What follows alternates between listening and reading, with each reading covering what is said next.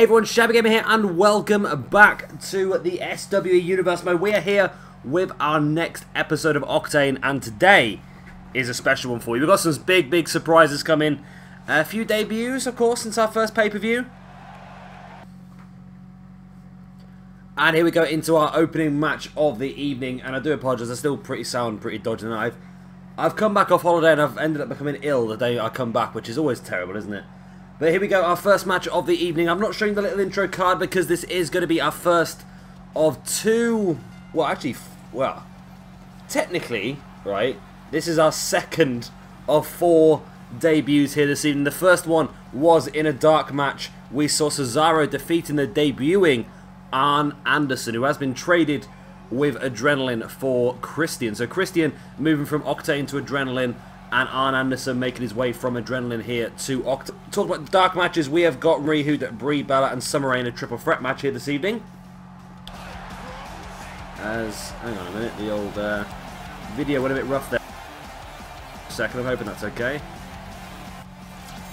Yes, this is our first of a debuts here that we're going to show you on camera. And this is quite a big one that has been requested a few times, and a man who I really wanted in the original draft, but I couldn't get a decent version of him.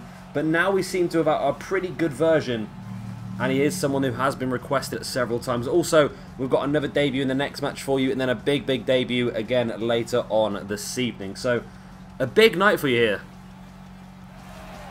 I've been sat on my sunbed waiting to get home and record this episode, because I know you guys are going to be hyped to see this man right here. Marty Scurll has joined the Octane roster in the SWE Universe Mode. A man who, like I said, has been requested several times, especially by Jay over at Gaming HD. He's requested it quite a few times as well now. And like I said, somebody I wanted to have in this Universe Mode from the very beginning, but I couldn't get a very good version, and that's what we sort of went for, me and PJ Tovey, with the second draft.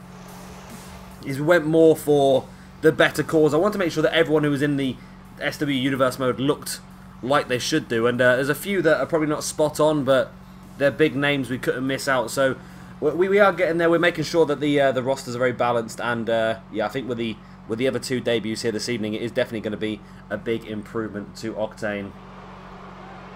So Marty Scurll makes his debut here in the Octane roster, taking on Mojo Rawley, who so far has only had 1 match alongside Zack, Ryder, and they actually won that match.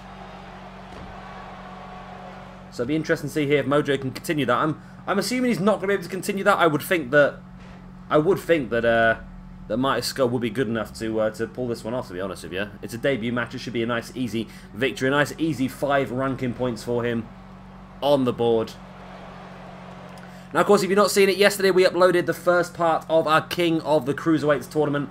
That's going to be going on for about 2.5 weeks for you, and it is going to culminate in the crowning of the first ever King of the Cruiserweights here in SWE.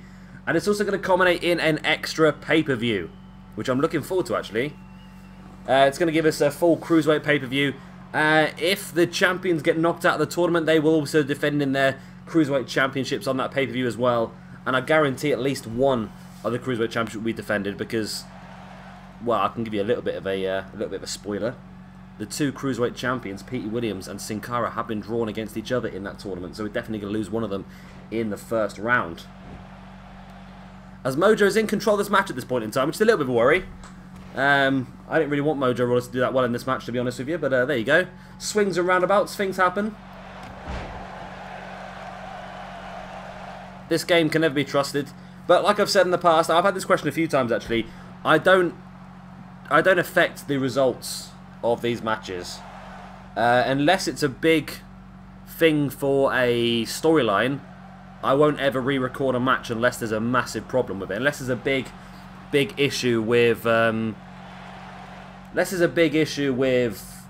glitches or something like that, I won't ever re-record anything. I would always leave the winners as they are. So Mojo could pull this one off, and if he does pull this one off, that would be a fantastic scalp for him, really, wouldn't it? But at the moment, Marty Scurll is in control of this match, and little moves like that is going to really help him do damage to Mojo, and like that as well, that dragon suplex, dropping Mojo on his shoulders and the back of his neck. Of course, we know that Marty likes to utilise the the crossface chicken wing as a finisher maneuver. And by damaging the upper back and the shoulders, it's really going to help him out to get the quick victory with that. There's an elbow drop there by Marty. Now bring in Mojo back up to his feet, and a super kick right to the face of Mojo Rawley. That could be enough to finish him off there, but no. Marty is going to continue the assault, and maybe he should have gone for the pin there after the super kick. Oh, he's back in control now. But Mojo catching him now as well. Hype Bros, not really a team that I'm overly keen on, I must admit with you. It's Mojo, really. I don't mind Zack Ryder too much. I'm not a Zack Ryder fan, but I don't mind him too much. But Mojo, I just don't like Mojo. I really do not like Mojo. I think he's incredibly boring. I really, really do. This whole stay hyped thing is just comical in my opinion. But here he is now lining up Mojo. And locking in that chicken wing. There it is, grapevined as well. Is this going to be enough to get the victory over Mojo Rawley for Marty Scurll on his debut here in Octane? And it is. Mojo Rawley taps. And Marty Scurll gets an easy victory here on his debut in Octane. And a nice 5 points in the rankings as well. Mojo put up a little bit of a fight here and there, but nothing that really was going to cause Marty Scurll too many issues. Sorry. My voice is not working very well, as you can tell.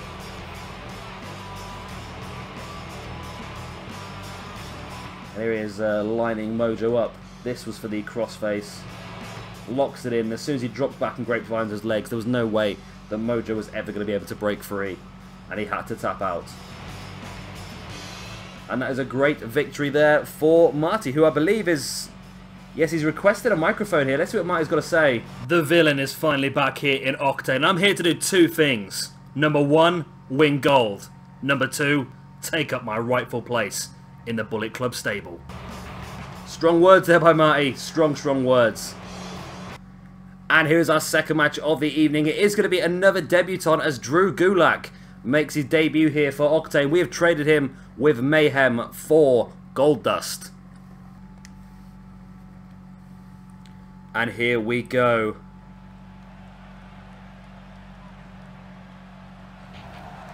So a debut here for Drew Gulak, who didn't have a bad time over on Mayhem actually. I think he had one match, which was a dark match, and he actually won that against Neville. So he's coming here with quite a good record.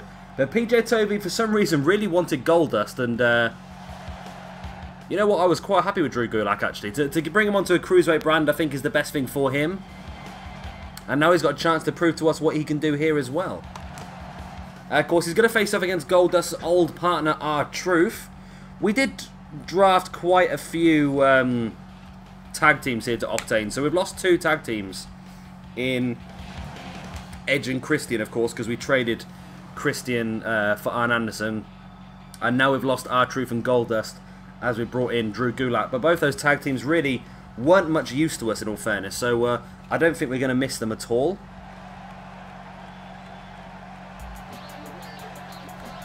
But now R-Truth gets a chance to have a little bit of a singles run as well, see what he can do on his own.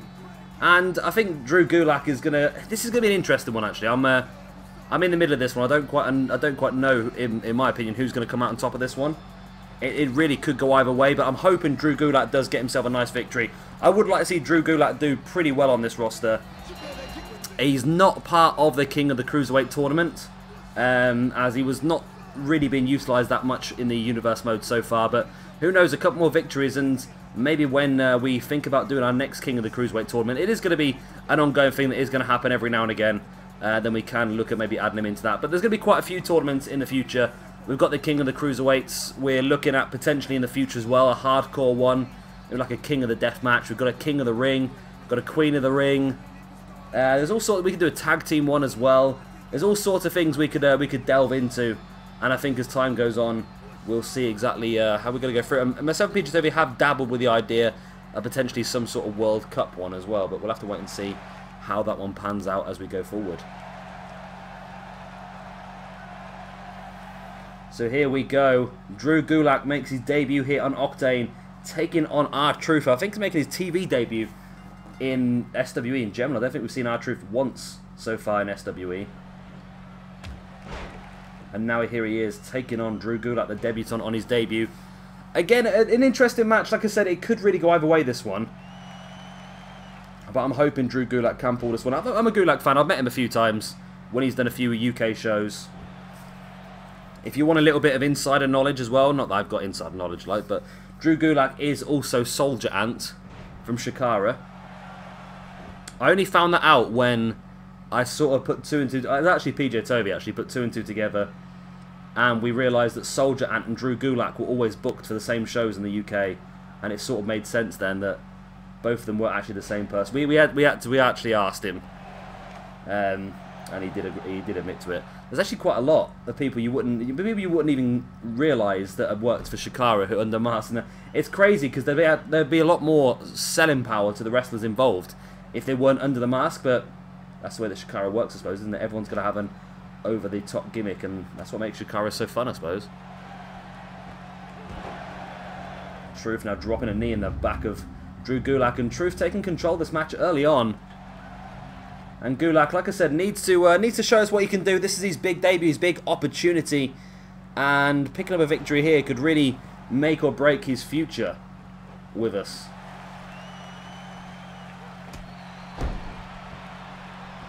But Truth is in firm control, and who knows, without Goldust around, R-Truth in a singles run could end up doing pretty well. I'm hoping he doesn't, in fairness, because as much as, like I've said before, I don't control what happens moving forward.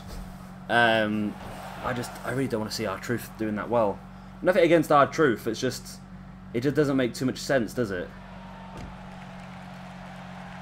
Come on, Gulak, show us what you can do. I'm relying on you, Mr. Gulak. There we go, there's an angle slam. Drew Gulak very good friends with Kimberly as well, who is on this roster, I think. Is she on this roster? Kimberly. I don't know if she is, you know. Carmella versus Emma. No, she's not on this roster. She's over on Throwdown, I believe. Yeah, Throwdown.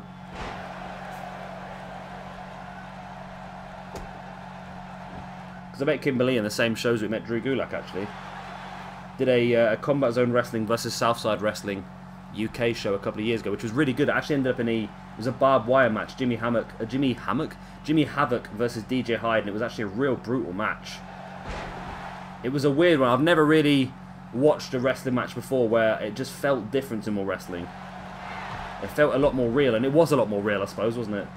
R-Truth flattening Drew Gulak there with that spinning forearm. Now Truth dropping a leg drop, eventually. And Truth is dominating this match. Gulak has had literally no real... Oh my god, he's going to win, isn't he? He's going to bloody win. 1, 2, and 3. R-Truth always does it. He always does it to us. If you've seen in the past, about 2 years ago now it was, R-Truth really annoyed me when he actually went and won the bloody King of the Ring tournament. Really defeating all the odds. I literally put him in the King of the Ring tournament to make up the numbers, and he went on and won the whole thing. And here he is now, ruining the debut of Drew Gulak. But this won't be the end of Drew. We'll see more of Drew. We will definitely see more of Drew as time goes on. But tonight is all about R-Truth, I suppose. I've got Drew down to wrestle in a couple of weeks' time, I think, haven't I? Yeah.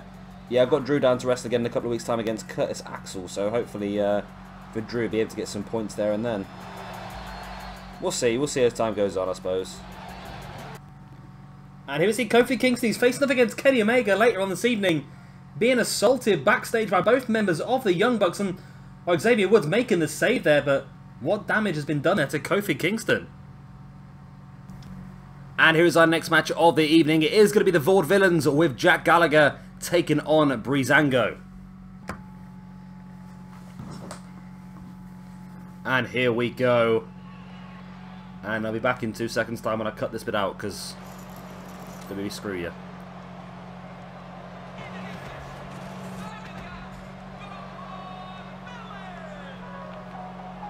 Jack Gallagher suits that so well, doesn't he? So I have to cut that little bit out because it might be right in this arena actually, but I have to cut that little bit out because the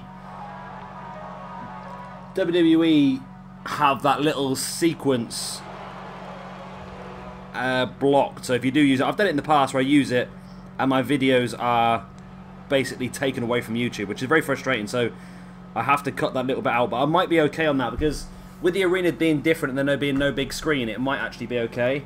And with Jack Gallagher being there as well, it might be okay. So the first scene of the Vaudevillians, we have had them a couple of times in dark matches in the first month, but now we get to see them in tag team action.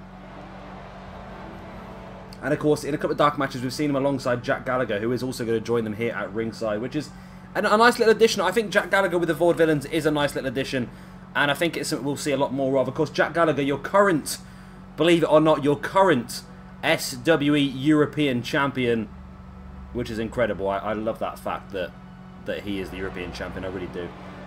And he will be defending that belt at our next pay-per-view. And what have I got it down as? Where's the number one contender? Ooh, that's a hell of a number one contendership match, that is. You guys are going to love that in a couple of weeks' time. Cody Rhodes, Eddie Guerrero, Jay Lethal, and Christopher Daniels in a fatal four-way. The winner will be the European Championship number one contender. And in a week or so's time as well, we're going to see... We're going to see Kenny Omega versus Hiroshi Tanahashi versus The Rock in a triple threat to become the number one contender for the Octane Championship as well. So, a lot of cool stuff going on, actually. And here we go with Breezango. That's Tyler Breeze. Interesting. Interesting. Why are they not coming out separately?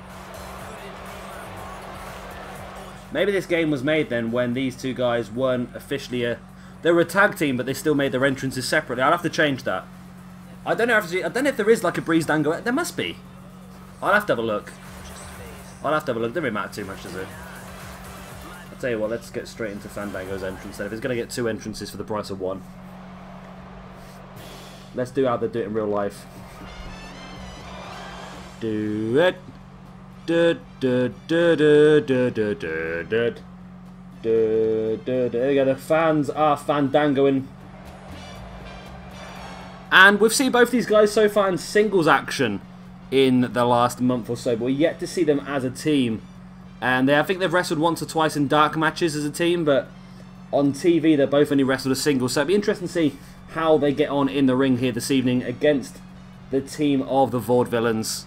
It's a great chance to one of these two teams because they're not probably two of the teams you'd expect to be right at the top of the rankings, but they're two teams that have a chance to get some good ranking points here and force their way a little bit higher. We know with, of course, Edge and Christian being disbanded, with Christian leaving for Adrenaline, and with Goldust and R-Truth being disbanded, with Goldust leaving to Mayhem, there's less teams to fight now in that tag team ranking, so it'd be interesting to see exactly who gets the points here and makes their way further up the tag team rankings. Who we got down? Okay, we've got a tag team number one contendership match in a couple of weeks' time as well, lined up. Got some cool stuff actually lined up for you next week as well. Some really cool stuff lined up for you next week. Ooh. Yeah, it gets good. It gets good.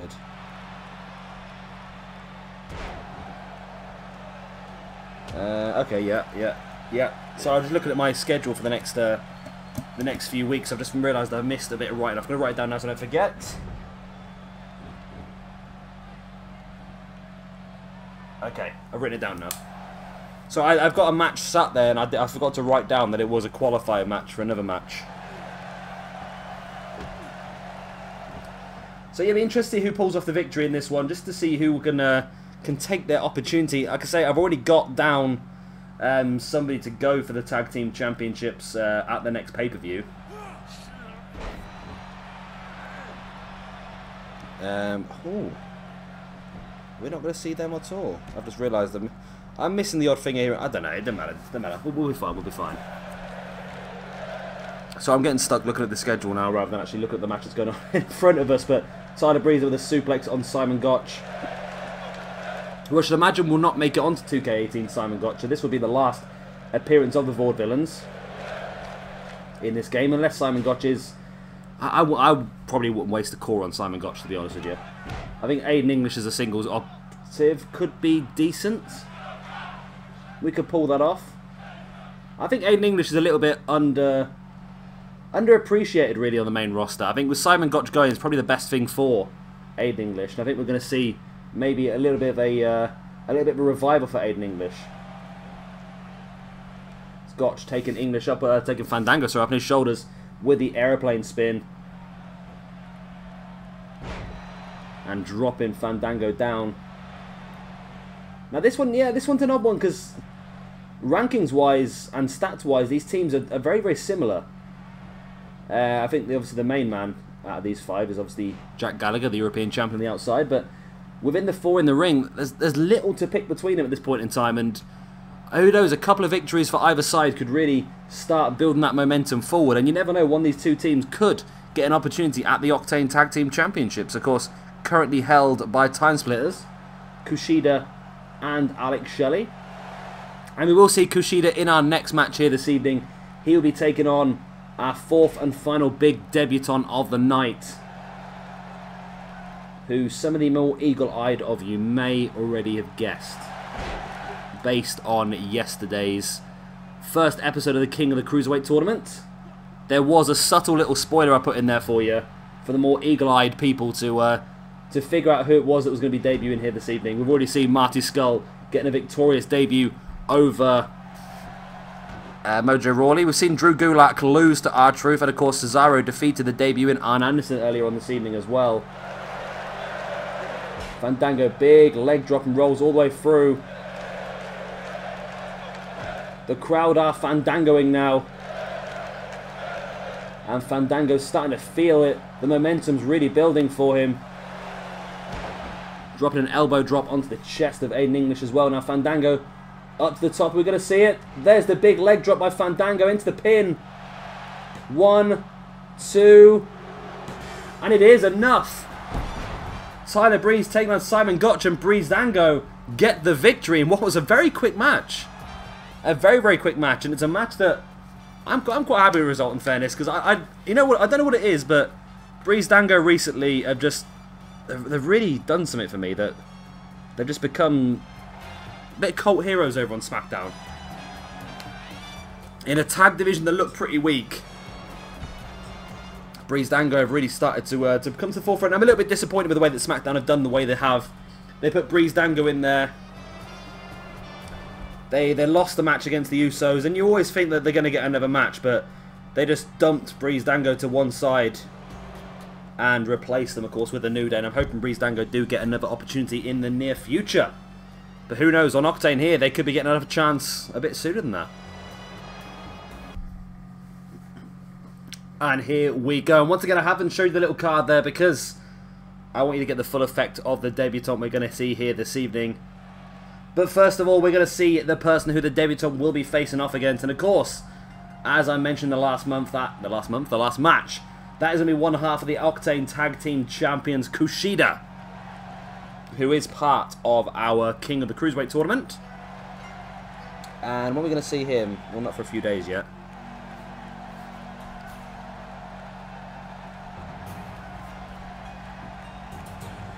See, both these guys, Alex Shelley's not part of it. That's the tricky thing. There were so many great cruiserweights. I think next time we do one of these tournaments, we're going to have to probably extend it a bit bigger, but I think we've got a pretty good setup so far. We've basically gone for a lot of singles wrestlers.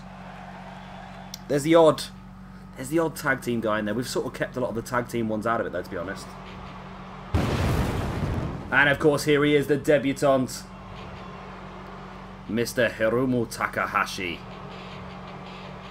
One of the best cruiserweights that New Japan has to offer. One of the best cruiserweights the world has to offer. And again, just like the Marty Scurll situation, the reason I did not have him in this universe mode from the start of this season is because there wasn't a very good version of him. I had a version in Season 1 which I just wasn't happy with. But now this version I think is a step up from that one. He doesn't look as crazy as he did in Season 1. So we've brought back another fantastic cruiserweight. And I think our cruiserweight division, although I said that I think PJW got the better cruiserweight division on Adrenaline, I think with the introduction of Marty Scurll, Drew Gulak and Hirumo Takahashi, we've definitely gone to extending our quality up and up and up. And I think Sin Cara is going to have to be sat there looking at this thinking he could be in trouble here. And Sin Cara, I will tell you now, Sin Cara will be defending his Cruiserweight Championship in a 4-man ladder match at our next pay-per-view. And we will be seeing qualifiers for that ladder match over the next few weeks. Starting off with next week when Kalisto, Mark Andrews and Hirumo Takahashi here will be facing off in a triple threat match. And the winner of that triple threat match will be added to that ladder match. So Takahashi, if he has a good month, could end up becoming the Cruiserweight Champion and maybe even the King of the Cruiserweights as well. Is Takahashi in the next episode? No, he's not. Again. Got some really good matches for that Cruiserweight tournament. Definitely worth a watch. The next episode should be uploaded tomorrow.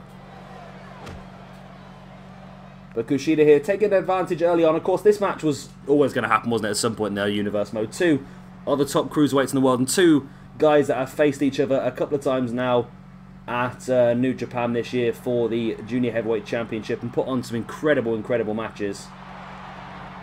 I've still not watched Dominion yet. I plan on watching Dominion after I've recorded this episode, so I'm going to try and get through this episode, then watch New Japan Dominion, because I know the Omega versus Okada match was incredible. I know this match was really, really good as well. I'm really looking forward to that, actually. Kushida, though, in control this match early on. And of course, let's not forget what we've seen earlier on this evening already. Marty Scurll defeating Mojo Rawley and then demanding that he needs to be added into the Bullet Club stable. Now, it'd be interesting to see what Kenny Omega has to say about that.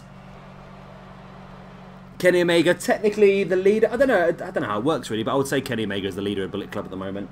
It's probably more of a democracy Bullet Club. I think Kenny Omega probably has the final say in most things.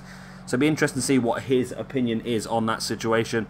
And also, the Young Bucks assaulting Kofi Kingston backstage. Of course, it is going to be Kenny Omega versus Kofi Kingston in our main event here this evening. So it'd be interesting to see what condition Kofi Kingston's going to be in. And what effect that's going to have on tonight's main event, I suppose. Takahashi. This is a really good call. I love the attire of Takahashi. I think the trunks are spot on. Or the tights, should I say, not the trunks. Springboard leg lariat. And now just stalking the grounded Kushida. I think that's the best thing about getting this late in the game is the cores are fantastic. I'm a little bit worried when 2K18 comes out. We're going to have some ropey cores for the first couple of weeks. But hopefully, like I've said in the past, hopefully there's going to be a lot more people on the actual game. A lot more people on the actual physical roster. I think all of the Cruiserweight Classic guys, well not all of the Cruiserweight Classic guys, but all the guys that are working 205 Live at the moment should be on there. And I'm pretty sure a chunk of the UK. I wonder if that might be the pre-order DLC, you know. You know, like last year we got the NXT version. Maybe this year they're going to do like a UK version. If you download if you get the special edition of the game, you'll get like the UK version or something rather, and you'll get Tyler Bate, Trent Seven, Pete Dunne, and the championship. And then a bit like they did with the NXT one before, where the NXT DLC came like 4 months later on for everyone else, that you get it on release day if you get the special edition. I do plan on getting the special edition. It has been announced that there is going to be a deluxe edition and there's going to be a collector's edition, which there was last year. I got the collector's edition last year with the Finn Balor figure and all that sort of stuff. So I will be doing the same thing this year as well, just to make sure we do get all the possible content we can early as possible. Kushida boot into the gut of Takahashi now, looking for that sunset flip bomb as well. Takahashi folded in half. Kushida, nice little cartwheel there, just to show off a little bit, I suppose.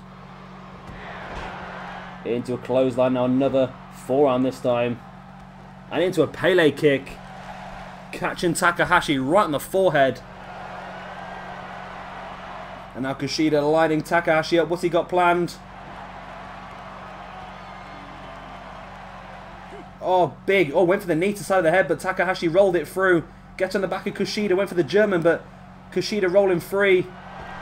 Kushida up to the top. But Takahashi brings him down the hard way. Great little sequence that was in this match. And now Takahashi backs into the corner and relaxes for a few seconds. Takahashi here really showing off a little bit now, isn't he? See, we did have Los Ingobernabalabalas in the first season, and I did really like having them, but at the moment I just don't know who we would... We didn't use them that much, did we? And I wonder whether we could have utilised them better, and maybe in this universe maybe we could have done. And if there is a bit of space moving forward, I will try and utilise them again. Oh, there's a flip power driver by Takahashi on Kushida.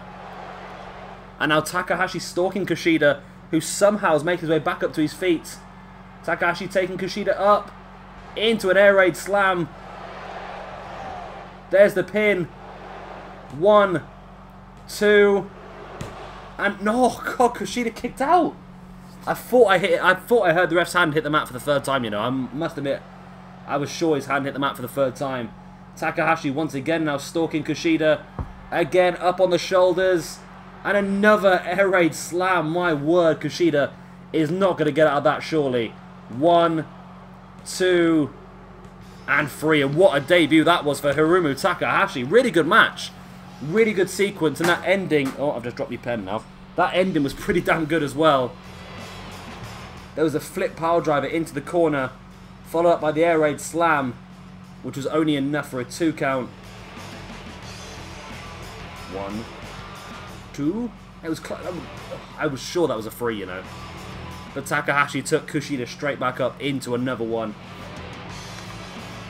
And this is a very dominant showing from Takahashi. And is this going to be maybe something that we might see moving forward in the Cruiserweight tournament? We've got, of course, the King of the Cruiserweight tournament. Kushida possibly was one of the favourites, but now Takahashi turning up with that big victory. Who knows? And that's a great bit of momentum for Takahashi as well to take into his match next week. Of course, like I said, he is part of that triple threat match to get in the Cruiserweight Championship ladder match. And here is our main event of the evening. It is going to be Kenny Omega with the Young Bucks taking on Kofi Kingston with the rest of the New Day.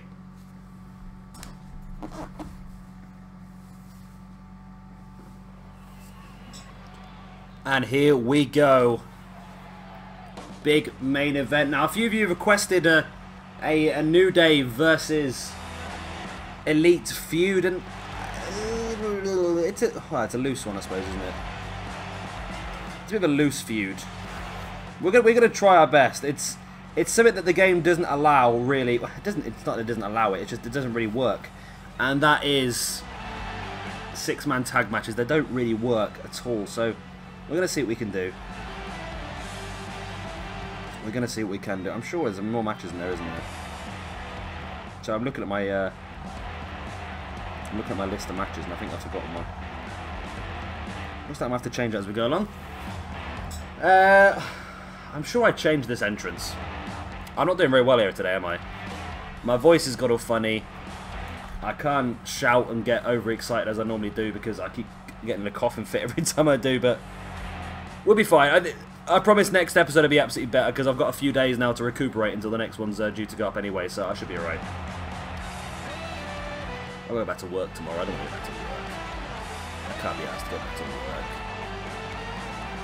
There we go. So Matt Jackson and Nick Jackson in the ring. Of course, we saw them earlier on. They assaulted Kofi Kingston backstage, only to be broken up by Big E and Xavier Woods, and that should give Kenny Omega a distinct advantage here in our main event this evening. But you can't write off the quality of the New Day, I suppose, and Kofi Kingston's known for death-defying stunts, and maybe a match against Kenny Omega at this point in Kenny Omega's career is probably a death-defying stunt, I would imagine.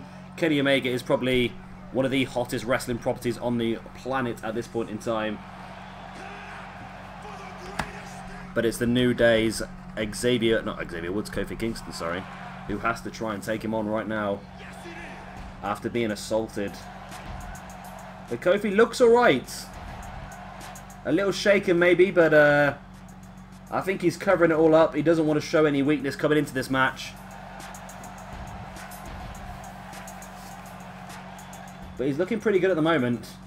And the interesting thing in this match is not necessarily going to be what's going on in the ring, because that's going to be very interesting as it is, but you've got to think Big E, Xavier Woods, Matt Jackson, Nick Jackson, all at ringside. We could see some hijinks in this one, shall I say. Is hijinks the best phrase? I don't know. It's the phrase I'm sticking with now. I can't change it now, can I? This is such a random entrance, this, wasn't it? Like, you got Big E doing Snow Angels. Then Kofi jumps over him like it's a massive feat. I love the fact that when Xavier Woods is a manager on this game, that he sits outside and plays the trombone. I think that's really fun. It is a trombone, isn't it? It's not a trumpet, it's a trombone, yeah. There's some of the random stuff that New Day... Like, where the hell do they get these unicorn horn ideas from? They're just... like some of the most random-assed ideas. The t-shirt they're wearing here as well, the attire, the t-shirt they've got, I've actually got the elite version of that, which is a pretty cool t-shirt. It was my treat to myself for losing a bit of weight, and it still doesn't fit. So I've got to lose a bit more now. What a bugger, here we go. Anyway, we are underway. Kenny Omega versus Kofi Kingston in your main event here of Octane. It's been a pretty good show so far. We've seen 4 debutantes in Arn Anderson, Marty Scurll, Drew Gulak, and of course Hirumo Takahashi. And now we're hoping to get a cracking main event here. We've seen a few interesting things happen as well. Marty Scurll not only debuting, but saying that he deserves a place inside the Bullet Club stable. Of course, the game only allows 5 people in a stable, so we'll have to wait and see what Kenny Omega has got to say on that situation. And of course, we saw the Young Bucks attacking Kofi Kingston backstage earlier on this evening. Kofi looks to be okay, though. He looks to be able to have shaken it off, and maybe all the attack has done is just sort of spur Kofi on in this match, because this is a massive match for Kofi. He's not regarded a main event player, really, in this roster. I think maybe Kofi could push towards upper mid-card. He could do, but I think at this point in time, it's going to be an interesting one, and this... No, that's a tricky one. I don't know. This is not going to count towards tag team. It would, if it was if it was Kingston versus one of the Bucks, it would do.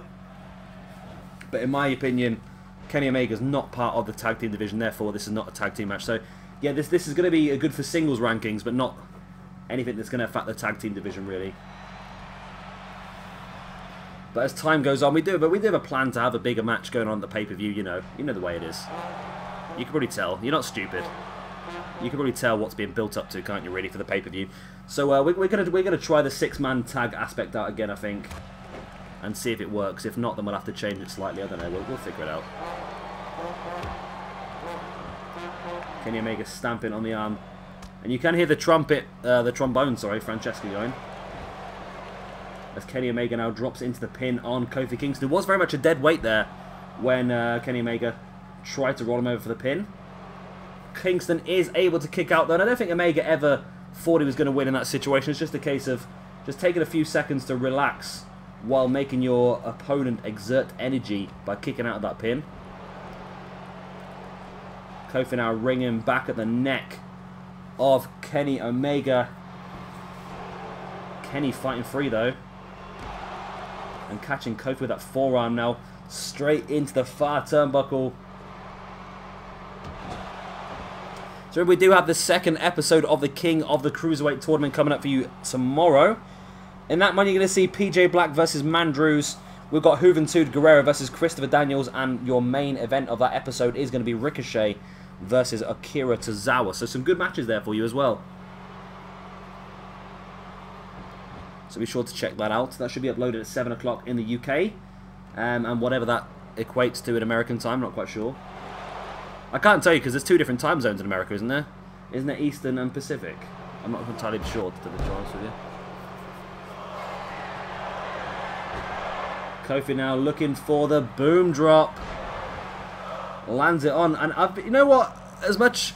I did say earlier on, didn't I? This is a massive match for Kofi because this could be his chance to force his way into the main event picture of victory over someone like Kenny Omega. And I would be surprised if Kofi does do this. And in my opinion, Kenny should pick up the points here. And of course it is a main event, so this is worth 10 ranking points. So both guys, it will be a massive bonus for them, but I think Kenny needs it because he really wants to be the Octane champion, as everyone does, but he is the man who really wants it because he knows that he could be the first man to become a double brand champion. Of course, the Octane championship currently held by that man. What's that man's name? Edge. Edge won the Elimination Chamber at Locked and Loaded last week. and he will be defending that belt. Like I said, there is a match scheduled for 2 weeks' time. It's Kenny Omega versus Hiroshi Tanahashi versus The Rock. And the winner of that one will face up against Edge one-on-one. So a victory here for Omega would definitely give him the ranking points and the momentum he needs to go forward into the match. There's the knee to the face. There's the pin. 1, 2.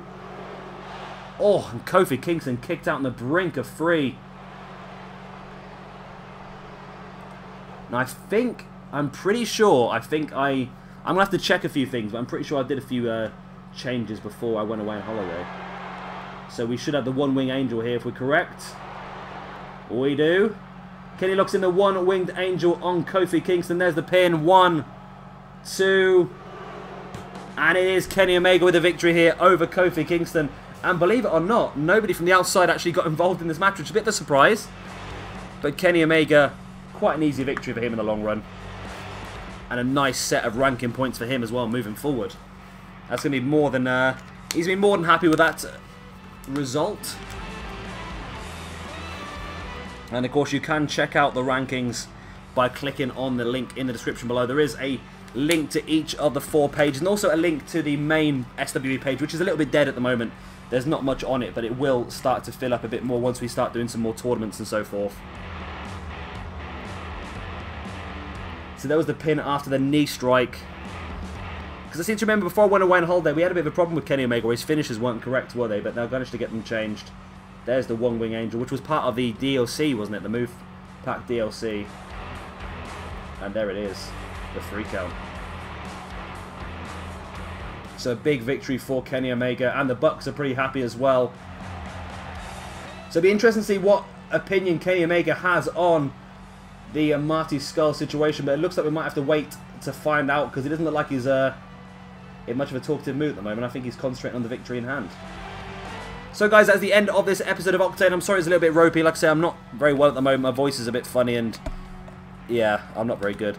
Hopefully tomorrow's episode will be a lot better, because I've got a day or two now to recuperate a little bit. So yeah, if you have enjoyed this one anyway, please do hit that like button. It does really help me out. And of course, if you are new around here and you want to see some more, then please do hit that subscribe button as well. I've been Shabby Gamer. Thank you very much for watching, and I'll see you all very, very soon. Tomorrow, in fact, for our next episode of the King of the Cruiserweight Tournament. Bye.